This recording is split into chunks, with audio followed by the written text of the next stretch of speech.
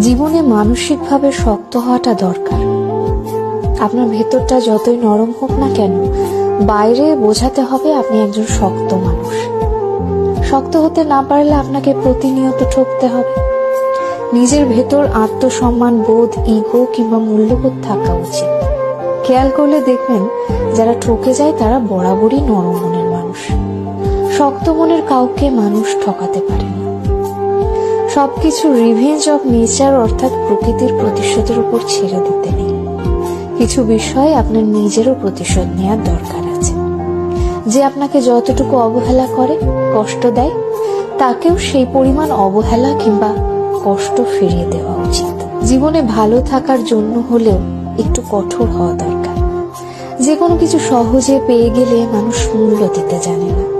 মানুষ হিসেবে আপনি সহজ হতে পারেন, তবে সস্তা কিংবা সহজলভ্য হতে যাবেন না। যে আপনাকে যতটুকু দেবে তাকে ততটুকুই ফিরিয়ে দিতে শিখুন, হোক সেটা আঘাত কিংবা ভালোবাসা।